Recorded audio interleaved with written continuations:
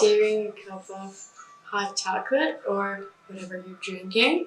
And today is the first ever video diary format that I want to share with you. I'm very passionate about creating art because I feel like you go down a rabbit hole and you try desperately to pull something out of yourself to materialize your soul in a way. And I've been meaning to do that for a while now, but I've been worried that I have not a single original thought in my head, and then I just stopped attaching myself to my thoughts and realized that I'm just the bearer of knowledge, and I want to share that with you. So I start this video diary journey not because I feel like I know more than some people or I can help them. I just want to connect and share the journey, the path that I'm on with some of you and be a safe space, which to me essentially is an environment where everybody can grow the way they need to grow.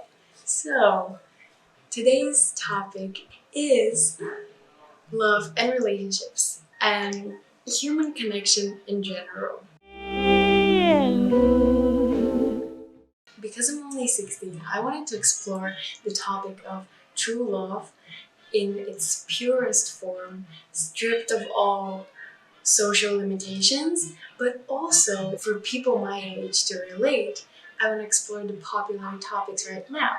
Starting off with my definition of love, I feel like it is so misunderstood these days and people mistake it for infatuation. And I know that me, for certain, I had trouble defining what it meant because it's so much easier to define the infatuation and excitement you feel at someone and mistake that for love. It's such an amazing earthly feeling, but I feel like love is beyond the mind. It dissolves your human ego personality because you're giving yourself up to an act of faith. It's also incredible to me how magical it is, this intimacy with everything, not feeling separated, because essentially we're human beings all on our own journey and path, and we come together with this unicity of being, divine union, this force that connects. That's why I believe that the highest expression of love is the recognition of the unity of being. It's also oneness and source in a way. Love is the breath of air, it brings us to essence, it brings us to truth. Also, I consider it to be the natural response of beingness. You have love within yourself and joy and you want to share with other people. That's why there's a misconception that we always want to receive and not give, but when you give, you are. You don't lose something you give, you don't give it away.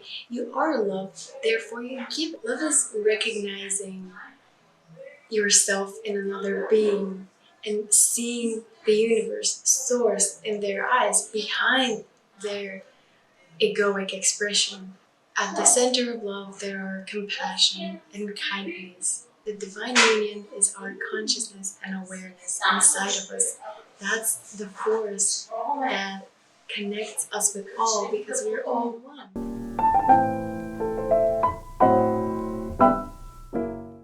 When I talk about the topic of relationships, I might oversimplify it, of course, but I feel like there are techniques how to make it work that we forget where we're coming from. Relationship between beings is a point in their life path where some soul is related to another and they're sharing awareness and understanding. They're sharing the truth. Their paths align, and whether that's for a short period of time or a longer one, it can be an expression of human consciousness. It's a great spiritual opportunity to connect with Source and deepen your spirit interactions on Earth. I would quote Ram Dass on this: what we consider to be a soulmate is on surface level, your soul making alignment with another before coming to this earth together to share both your predicaments and help each other. A further out description of a soulmate would be that since we are all one and in our past lives we've been everything to each other, we're all soulmate.